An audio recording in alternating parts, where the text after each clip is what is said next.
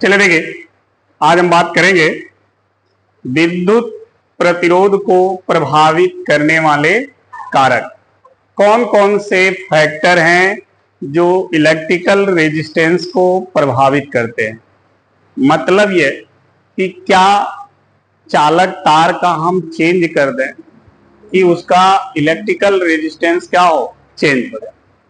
ठीक है, तो आप सभी को पता होगा, जब हम ओम का नियम आपको पढ़ाए थे तो वहां पर हमने बताया था कि आर जो है, प्रतिरोध जो है, वो विभव और धारा पर निर्भर नहीं करता।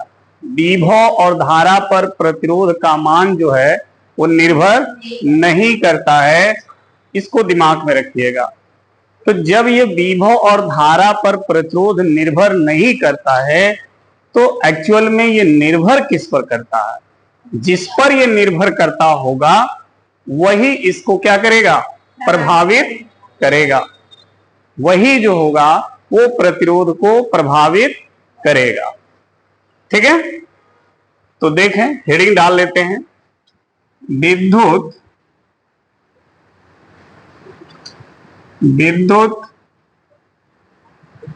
प्रतिरोध को प्रभावित करने वाले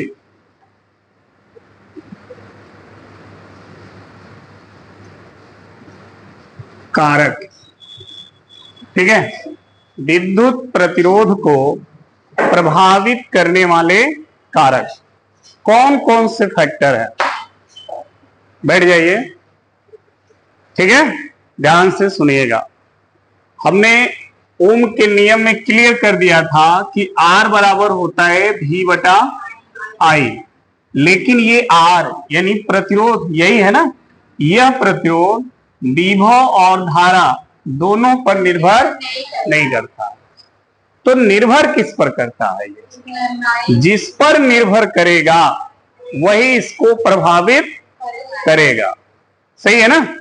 तो प्रतिरोध निर्भर करता है तार की लंबाई पर।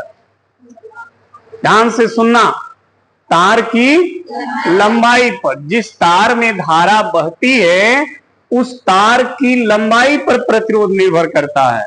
दूसरा, उस तार की मोटाई, जिसे आप अनुप्रस्थ काट का क्षेत्रफल कहते हो। ठीक है, तो अनुप्रस्थ काट के क्षेत्रफल पर निर्भर करता है, तार की लंबाई पर निर्भर करता है। और तीसरा, तार जिस पदार्थ का बना होगा उस पदार्थ पर। इन तीन चीजों पर प्रतिरोध निर्भर करता है। यही तीनों चीजें प्रतिरोध को प्रभावित भी करेंगे। ठीक है, इन्हीं तीन पर जब ये निर्भर करेगा तो इन्हीं तीनों में से किसी को बदलेंगे तो प्रतिरोध का मान क्या होगा, बदल जाएगा। ठीक है, प्रभावित होने का मतलब चेंज, बदलना, वो बदल जाता हो तो वो तभी बदलेगा जिस पर निर्भर होगा। वो चीज जब बदलेगा तो प्रतिरोध भी बदल जाएगा। तो प्रतिरोध किस पर निर्भर करता है? पहला और दूसरा अनुप्रस्थ काट के क्षेत्रफल पर, अर्थात तार की मोटाई पर, उसी को मोटाई कहते हैं। और तीसरा तार के पदार्थ पर। इन तीन चीजों पर प्रतिरोध निर्भर करता है और यही तीनों चीज प्रतिरोध को प्रभावित करेंगे। अब बात आती है कि प्रभावित करेंगे तो किस प्रकार से करेंगे, बढ़ाएंगे कि घटाएंगे? प्रभावित का मतलब यही है ना, या तो प्रतिरोध को ये बढ़ाएं या तो प्रतिरोध को ये घटाएं। ठीक है, तो चलिए अब इस पर हम चर्चा करेंगे। तो प्रभावित करने वाले कारक में सबसे पहला कारक हम लिखेंगे चालक तार की लंबाई। चालक तार की लंबाई यानी किसी चालक तार की लंबाई अगर आप बढ़ाएं, ठीक है, तो प्रतिरोध पर क्या प्रभाव पड़ेगा। चालक तार की लंबाई को घटाएं तो प्रतिरोध पर क्या प्रभाव पड़ेगा। एक सिंपल सी बात आपको बता दें, हीटर सब लोगों ने देखा होगा। हीटर में जो तार हीटर के बने हुए खांचे में बिछा गया होता है, वो तार किस रूप में होता है, स्प्रिंग के रूप में। ऐसे होता है ना, ध्यान दीजिएगा, ऐसे वो तार, ठीक है, ये तार ऐसे बिछा होता है हीटर के बने खांचों में, ठीक है। अच्छा सोचिए, इस तार को स्प्रिंग के रूप में क्यों बिछाया गया। सीधा तार बिछाएं तो क्या होगा, समझिए इस चीज को। अगर सीधा तार उन खांचों में बिछाएं तो नहीं बिछेगा, तभी बिछेगा। फिर भी स्प्रिंग के रूप में क्यों, कारण क्या है कि तार को स्प्रिंग के रूप में मोड़ा गया है। समझ में आ रही बात। सीधा तार बिछा देते तो क्या होता, सीधा तार, देखिए जिस तरह स्प्रिंग बिछाए ना, इसी तरह से उस खांचों में ऐसे सीधा तार अगर बिछा दें तो क्या होता है, ऐसे सीधा तार होगा, और स्प्रिंग बिछाएंगे तो ऐसे लगेगा। बताइए, देखिए स्प्रिंग के रूप में जब तार को बिछाएंगे तो तार की लंबाई ज्यादा एडजस्ट होगी, एक लंबा तार उसमें एडजस्ट होगा। कभी हीटर के स्प्रिंग को सीधा करिएगा, देखिएगा बहुत लंबा तार होगा वो, और सीधा तार बिछाएंगे तो छोटा सा ही तार लगेगा। समझ में आ गई बात। तो अधिक लंबा तार एडजस्ट करने के लिए उसे स्प्रिंग के रूप में मोड़ा गया है, ताकि एक लंबा तार एडजस्ट हो, ठीक। अच्छा, स्प्रिंग के रूप में लंबा तार एडजस्ट किया गया है, ये तो क्लियर हो गया। तार की लंबाई बढ़ाई गई, यहां पर घटाई नहीं गई है भाई। स्प्रिंग के रूप में मोड़ने का एक ही पर्पज है कि अधिक लंबा तार एडजस्ट हो। तो तार की लंबाई यहां अधिक क्यों की गई। छोटा तार अगर लगाते तो क्या होता, सोचिए। छोटा तार अगर हीटर में लगता ना, अगर स्प्रिंग के रूप में नहीं मोड़ते, सीधा लगाते तो छोटा तार होता, और स्प्रिंग के रूप में लगाएंगे तो बड़ा तार होगा। तो बड़ा तार क्यों लगाया गया है उसमें, क्योंकि हीटर का काम क्या है, उष्मा देना, उष्मा देना। और उष्मा कब देगा, जब वो गर्म होगा। और गर्म कब होगा, जब उसका प्रतिरोध अधिक होगा। समझ में आई बात। जब उसका प्रतिरोध अधिक होगा तो उसमें धारा धीरे धीरे बहेगी, तो वो क्या होगा, धीरे धीरे हीट होगा। समझ में आई बात। तो हीटर का प्रतिरोध, हीटर के तार का प्रतिरोध बढ़ाने के लिए लंबा तार यूज किया गया है। इसका मतलब तार की लंबाई बढ़ाएंगे तो प्रतिरोध बढ़ेगा, और तार की लंबाई कम करेंगे तो प्रतिरोध कम हो जाएगा। समझ में आ गया। तार की लंबाई जितना ज्यादा करेंगे प्रतिरोध उतना ही ज्यादा होगा, तार की लंबाई जितना कम करेंगे प्रतिरोध उतना ही कम होगा। जीरो तो होगा नहीं, कम होगा। समझ में आ गई बात। तो तार की लंबाई बढ़ाने पर प्रतिरोध क्या होता है, बढ़ता है। इसका मतलब प्रतिरोध तार की लंबाई के समानुपाती है। यही हुआ ना। अगर लंबाई बढ़ने पर प्रतिरोध बढ़ रहा है, लंबाई घटाने पर प्रतिरोध घट रहा है, तो दोनों के बीच संबंध समानुपाती का हुआ ना। तो इसका मतलब कि चालक तार की लंबाई के प्रतिरोध क्या होता है, समानुपाती होता है। तो लिखेंगे विद्युत प्रतिरोध विद्युत प्रतिरोध चालक तार की लंबाई के समानुपाती होता है। अर्थात R जो है L के समान, ठीक है। L क्या है? तार की लंबाई है। L क्या है जी? तार की लंबाई। और R क्या है? प्रतिरोध। तो लंबाई बढ़ने पर प्रतिरोध क्या होगा? बढ़ेगा कि घटेगा? लंबाई बढ़ने पर प्रतिरोध घटेगा कि बढ़ेगा? हाँ, घटेगा। काहे मर ना गेलू कागज जियत हो। वही गला फाड़ फाड़ के चिल्ला रहे हैं कि लंबाई बढ़ने पर प्रतिरोध बढ़ता है, तो कोने काने से सुन गए कि लंबाई बढ़ने पर प्रतिरोध घटता है। यहां दिख भी रहा है कि R लंबाई के समानुपाती है। समानुपाती का मतलब, प्रोपोर्शनल का मतलब क्या होता है कि अगर ये बढ़ेगा तो ये भी बढ़ेगा, ये घटेगा ये भी घटेगा। तो L लंबा है तो R भी बड़ा होगा, L छोटा होगा तो R छोटा होगा। तो ये अब क्लियर हो गया ना, हीटर में क्यों स्प्रिंग के रूप में तार लगाया जाता है? ताकि एक लंबा तार एडजस्ट हो सके, ठीक है। और लंबा तार एडजस्ट करने का मतलब उसका प्रतिरोध अधिक हो सके, और प्रतिरोध अधिक होने का मतलब वो अधिक हीट हो, ठीक है, अधिक उष्मा दे। क्लियर? तो ये ध्यान रखना।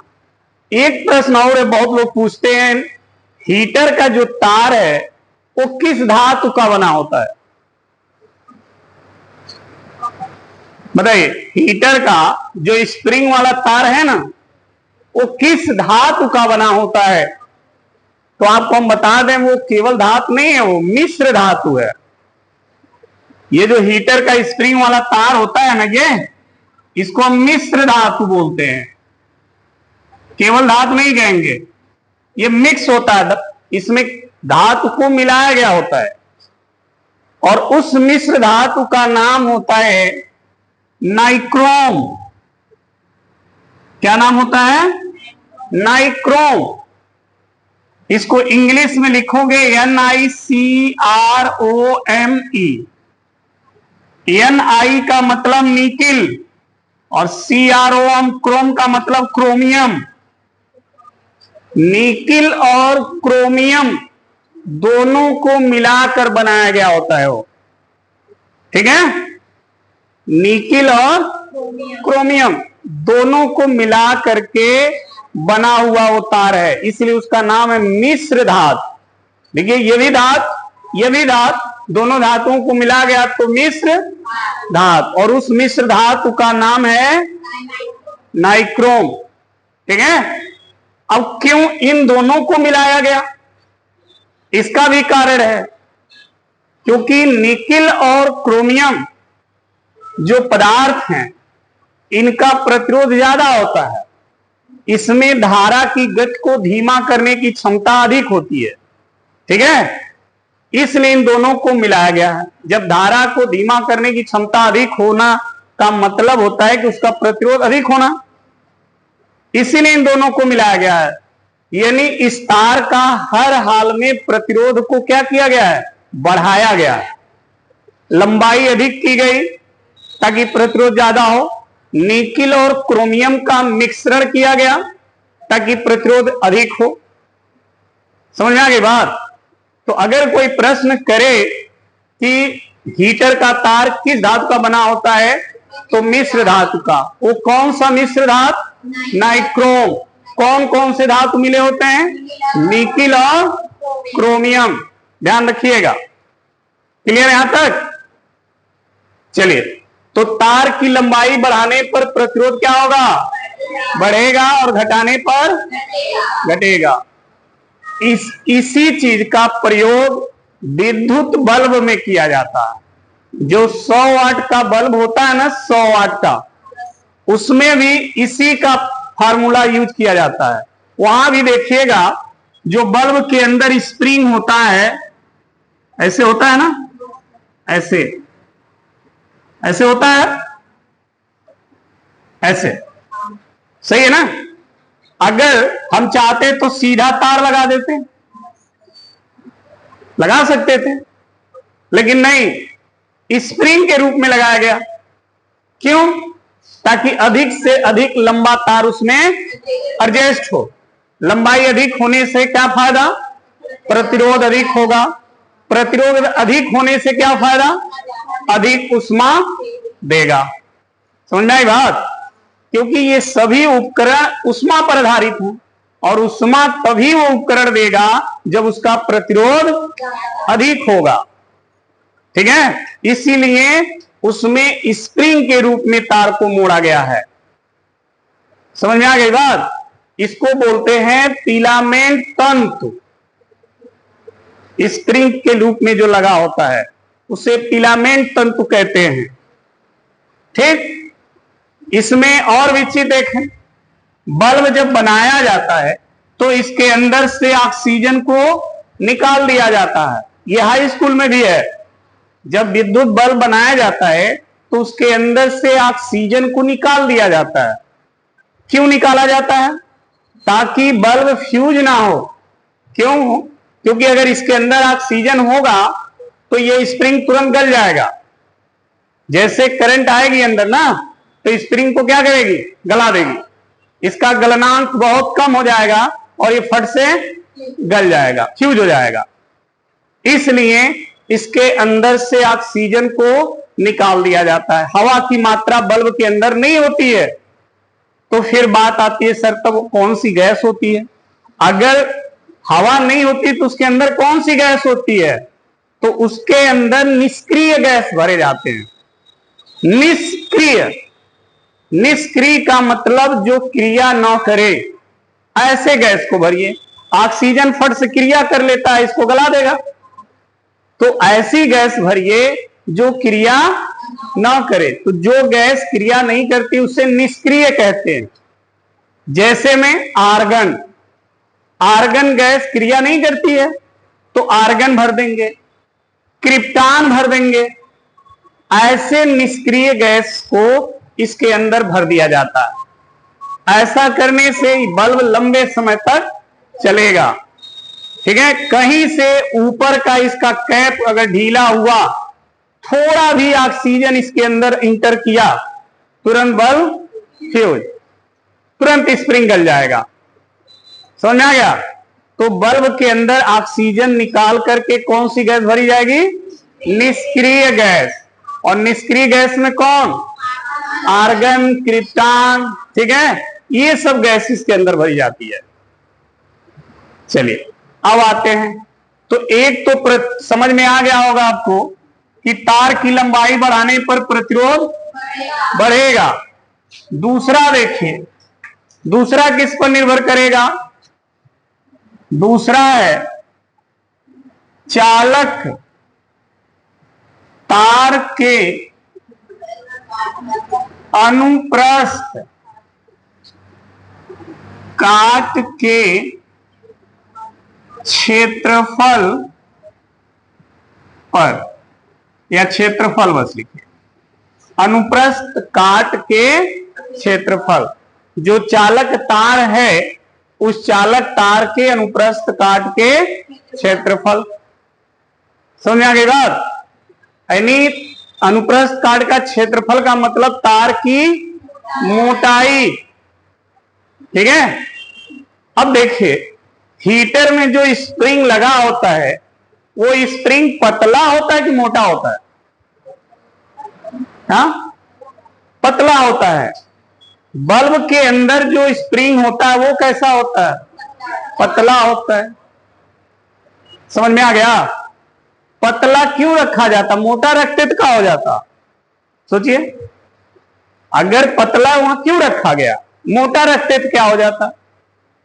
अभी हमने पहले बताया कि ये दोनों उपकरण किस पर निर्भर हैं? विद्युत ऊष्मा पर, है ना। इनको हर हाल में ऊष्मा, ये ऊष्मा देंगे, हर हाल में ऊष्मा देंगे। लेकिन ऊष्मा तभी देंगे जब इसका प्रतिरोध अधिक होगा। ये उष्मा कब देंगे? जब इनका प्रतिरोध अधिक होगा।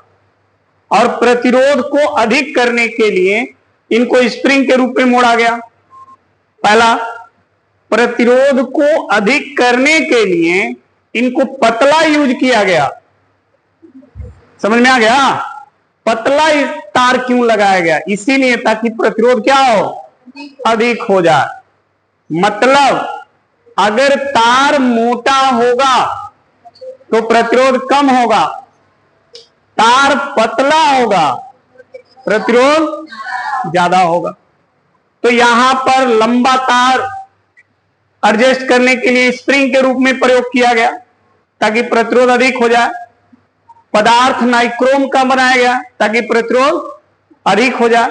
तार को पतला इस्तेमाल किया गया ताकि प्रतिरोध अधिक हो जाए। हर केस में स्प्रिंग, हीटर का या बल्ब के अंदर स्प्रिंग का प्रतिरोध क्या किया गया? बढ़ाया गया। प्रतिरोध अधिक होगा तभी वो अधिक उष्मा देगा। अगर प्रतिरोध कम हो गया तो वो उष्मा नहीं देगा। तो इसका मतलब किसी तार की मोटाई या अनुप्रस्थ काट का क्षेत्रफल कम होगा तो उसका प्रतिरोध अधिक होगा, और यदि अनुप्रस्थ काट का क्षेत्रफल या मोटाई अधिक होगा तो प्रतिरोध कम होगा। तो यहां कौन सा संबंध बन रहा है? व्युत्क्रमा उल्टा हो रहा है ना। तार मोटा तो प्रतिरोध कम। देखो, तार मोटा तो प्रतिरोध, और तार की मोटाई कम तो प्रतिरोध। समझ में आ गया? तो उल्टा हो रहा है। तो जहां पर उल्टा सेंस आए वहां पर कौन सा संबंध? व्युत्क्रमानुपाती का संबंध होता है। और जहां पर दोनों समान हो, एक बढ़े तो दूसरा भी बढ़े, एक घटे तो दूसरा भी घटे, तो वहां पर, तो इसका मतलब विद्युत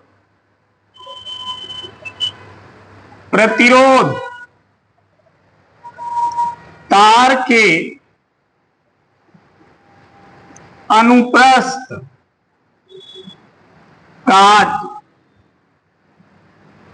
के क्षेत्रफल के व्युत्क्रमानुपाती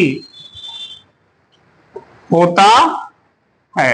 व्युत्क्रमानुपाती होता है। ठीक है? यानी R proportional to 1/A। Clear?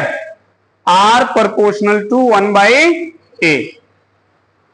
तार की मोटाई बढ़ाएंगे प्रतिरोध घट जाएगा, तार की मोटाई कम करेंगे प्रतिरोध ज्यादा हो जाएगा। ऐसे समझ लो कि अगर एगो सिंगल रोड हो, उस पर गाड़ी चलाना हो, उस पे भी गाड़ियां आ जा रही हैं और उस पर आपको गाड़ी दौड़ानी हो, तो आप तेज चला पाओगे? आगे खूब चौड़ा रोड हो और उस पर भी गाड़ी आ जा रही है और उस पर दौड़ाना हो, तो किस वाले रोड पर आपका स्पीड ज्यादा होगा? चौड़े वाले पर, क्योंकि आपको चलने के लिए उस पर जगह मिलेगा। पतले वाले पर भीड़ ज्यादा होगी। तो वही चीज जब धारा चलती है तो उसको जब स्पेस मिलेगा तो धारा अधिक तेजी से बहेगी, और जब स्पेस कम मिलेगा तो धारा कम बहेगी। यानी जब तार पतला होगा तो स्पेस कम मिलेगा, स्पेस कम मिलेगा तो धारा धीरे धीरे बहेगी।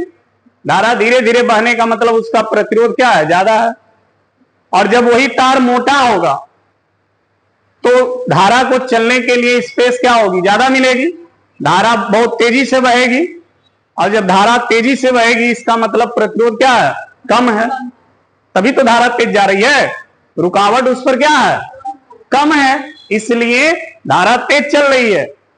तो तार मोटा होगा तो धारा को चलने के लिए जगह अधिक मिलेगी।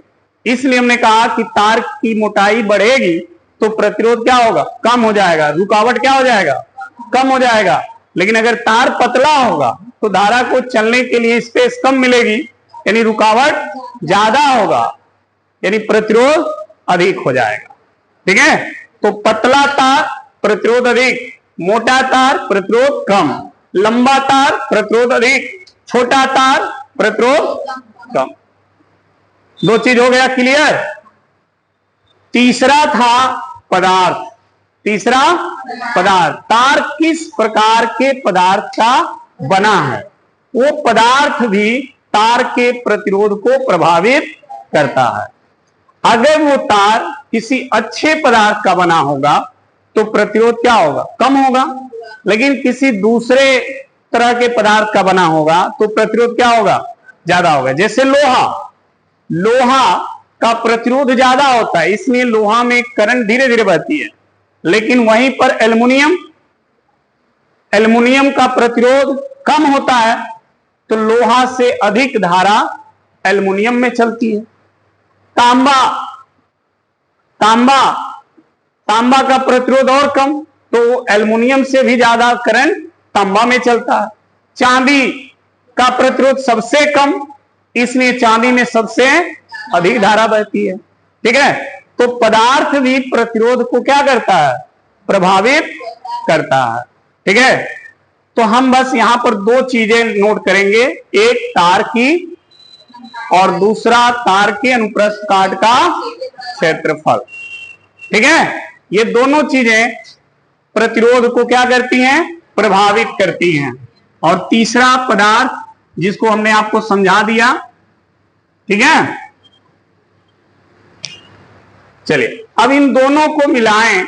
देखिए, देखना बाबू आगे, समीकरण 1 और 2 से दोनों समीकरण को मिलाओ, फर्स्ट और सेकंड को। जब दोनों को मिलाओगे तो आपको मिलेगा R proportional to L by, ऐसे मिलेगा, सही है ना। अच्छा, यहां पर समानुपाती, ये जो चिन्ह है इसको हटा करके एक नियतांक यूज करेंगे, और जब नियतांक यूज करेंगे तो इसके जगह कौन सा चिन्ह बन जाएगा, बराबर। भाई जब समानुपाती चिन्ह हटता है तो नियतांक लगता है, तभी वो हटेगा और उसके जगह बराबर का चिन्ह आ जाएगा। लेकिन अगर कहीं से नियतांक हटाएंगे तो फिर समानुपाती चिन्ह आ जाएगा। ठीक है, तो यहां पर समानुपाती चिन्ह को हटा करके बराबर चिन्ह लगाना है तो हमें एक नियतांक यूज करना पड़ेगा। हमने वो नियतांक यूज कर दिया रो, तो हो जाएगा R equal to rho L by, ये एक फॉर्मूला बन गया ये।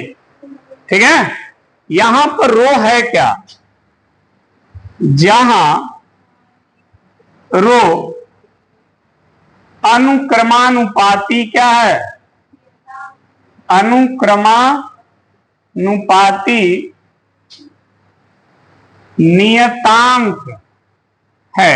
ये अनुक्रमानुपाती नियतांक है जिसे विशिष्ट प्रतिरोध या प्रतिरोधकता कहते हैं।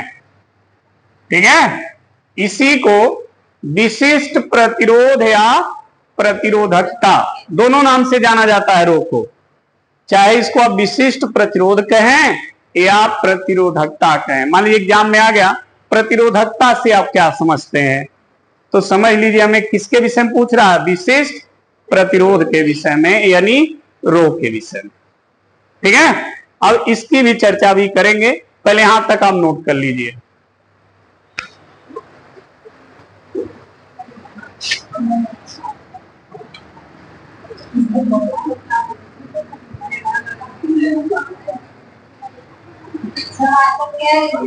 हाँ,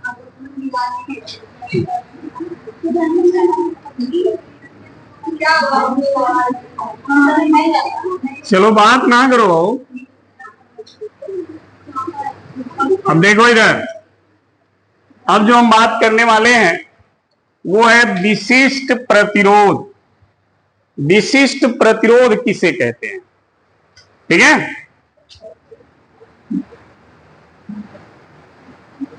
विशिष्ट प्रतिरोध या इसका एक और नाम है प्रतिरोधकता। जिसे होता ना मनोज या मनुजवा, वैसे ही हो है विशिष्ट प्रतिरोध या समझो इसको। ये होता क्या है, अभी आपने फॉर्मूला लिखा है, देखो इधर देखो, ये सूत्र लिखा है ना, R बराबर रो L बाई ए लिखा है। हमें निकालना किसका मान है, विशिष्ट प्रतिरोध यानी रो का।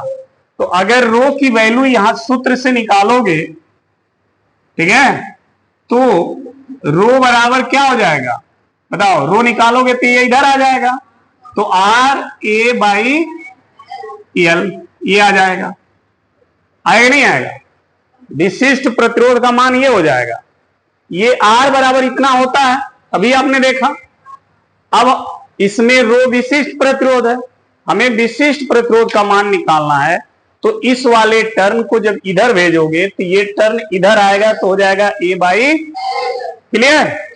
और ये तो आप जानते हो,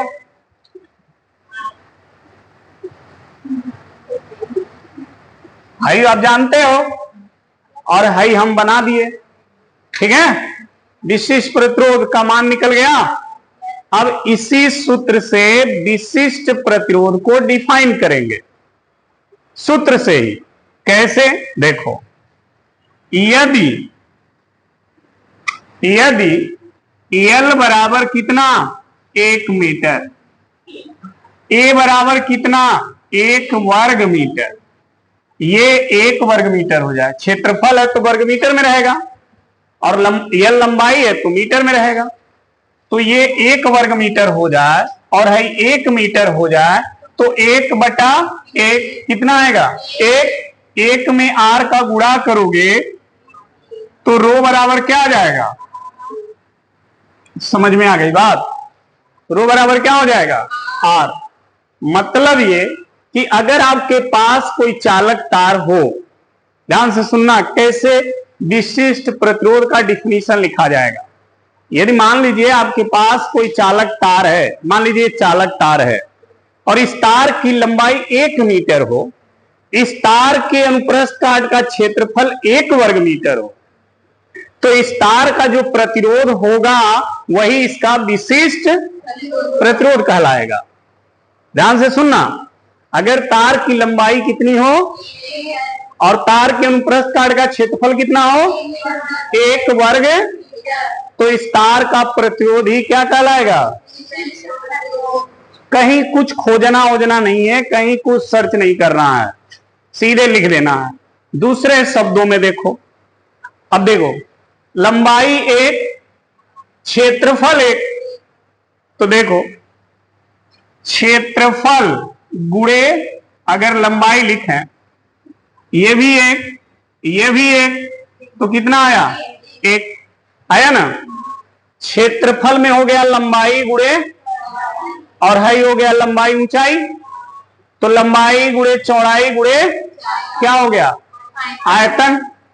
यानी किसी तार का अगर आयतन कितना हो 1 घन मीटर हो, अगर किसी तार का आयतन कितना हो 1 घन मीटर हो, तो उस तार का प्रतिरोध ही उसका विशिष्ट।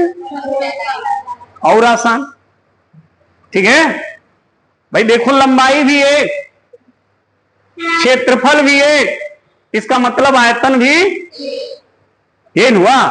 क्षेत्रफल 1 लंबाई 1 तो आयतन भी। तो अगर किसी तार का आयतन 1 घन मीटर हो तो उस तार का प्रतिरोध ही उसका, आप ऐसे भी लिख सकते हो, या यदि किसी तार की लंबाई 1 मीटर और अनुप्रस्थ काट का क्षेत्रफल 1 वर्ग मीटर हो, तो उस तार का प्रतिरोध ही उसका विशिष्ट, ऐसे भी लिख सकते हो, जो आपको बेटर लगे, ठीक है। तो देखिए विशिष्ट प्रतिरोध का डिफिनीशन इन्वर्टेड कामा में लिखा जाता है। डिफिनीशन ध्यान रखना, यदि किसी तार की लंबाई 1 मीटर और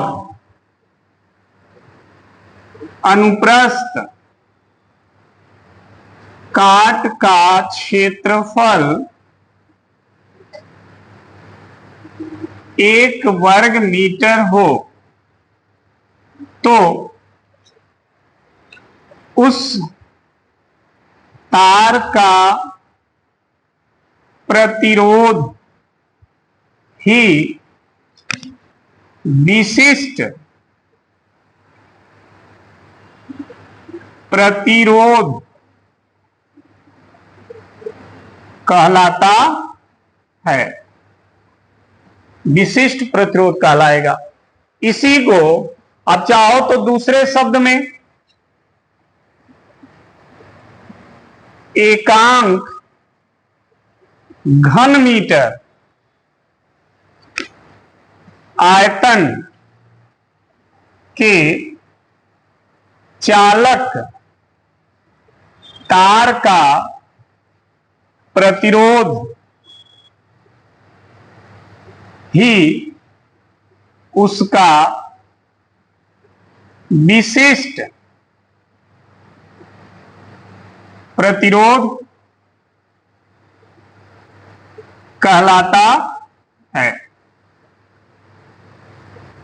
तो चाहे आप ये डिफिनीशन नोट करिए, चाहे ये डिफिनीशन नोट करिए, दोनों हमने लिख दिया है। ठीक है। दूसरी बात इससे समझ लें, पहले दूसरी बात समझ लो। विशिष्ट प्रतिरोध का मात्रक क्या होगा? एसआई मात्रक। एसआई मात्रक किसका मात्रक लिखा जा रहा है? विशिष्ट प्रतिरोध का। तो विशिष्ट प्रतिरोध का अगर मात्रक लिखोगे तो देखना ध्यान से, आर का मात्रक होता है ओम, क्षेत्रफल का मात्रक होता मीटर पे 2 घात, लंबाई का मात्रक होता मीटर। तो हाई मीटर से 1 घात कट जाएगा तो बचेगा ओम मीटर, यही बचेगा ना। तो एसआई मात्रक हो जाएगा ओम मीटर, ये इसका एसआई मात्रक है। ठीक है। अच्छा, अगर इसका विमीय सूत्र पूछा जाए कि विशिष्ट प्रतिरोध का विमीय सूत्र लिखिए, तो विमीय सूत्र क्या होगा? आर का विमीय सूत्र पता है क्या? आर का विमीय सूत्र बताओ। एम एल, ये आर का है। चलो ठीक है। यहां देखो क्षेत्रफल है, क्षेत्रफल का होता है एल पे 2 घात और नीचे लंबाई एल, 1 घात कट जाएगा तो 1 एल बचेगा। तो ये हो गया एल। एल का गुणा करोगे तो एल पे क्या घात, तो विमीय सूत्र हो जाएगा एम एल पे 3। बहुत अच्छा। ठीक है। तो ये हो गया इसका विमीय सूत्र। तीसरी बात इसके विषय में समझ लो, विशिष्ट प्रतिरोध जो होता है ये केवल तार के पदार्थ पे निर्भर करता है, ये उसके लंबाई और चौड़ाई पर निर्भर। विशिष्ट प्रतिरोध, विशिष्ट प्रतिरोध केवल तार के पदार्थ पर निर्भर करता है। ठीक है। तार, 2 तार अगर आपको दिए जाए, ध्यान से सुनना, 2 तार हमने दिया, एक तार ये है और एक तार ये है, एक बड़ा है और एक छोटा है। दोनों एक ही पदार्थ के बने हैं, दोनों लोहा का ही बना है तार। ठीक। तो दोनों का विशिष्ट प्रतिरोध क्या होगा? सेम होगा। विशिष्ट प्रतिरोध नहीं बदलेगा, भले ही एक छोटा और एक बड़ा है। अगर दोनों एक पदार्थ का है तो विशिष्ट प्रतिरोध क्या होगा? सेम होगा। लेकिन अगर इसी में से दोनों तार बराबर लंबाई बराबर मोटाई के हों और एक लोहे का बना हो और एक तांबा का बना हो तो विशिष्ट प्रतिरोध अलग हो जाएगा। समझ में आ गया? विशिष्ट प्रतिरोध दोनों का अलग अलग हो जाएगा, क्योंकि पदार्थ क्या हो गए? अलग अलग हो गए। इसीलिए हमने कहा कि विशिष्ट प्रतिरोध केवल तार के पदार्थ पर निर्भर कर रहा है। पदार्थ बदलेगा तार का तो विशिष्ट प्रतिरोध, लंबाई बदले ना बदले, मोटाई बदले ना बदले, उस पर वो निर्भर नहीं करता है। प्रतिरोध लंबाई मोटाई पर निर्भर करेगा, लेकिन विशिष्ट प्रतिरोध किस पर? केवल तार के पदार्थ पर। समझ में आ गई बात? अब लिख डालो।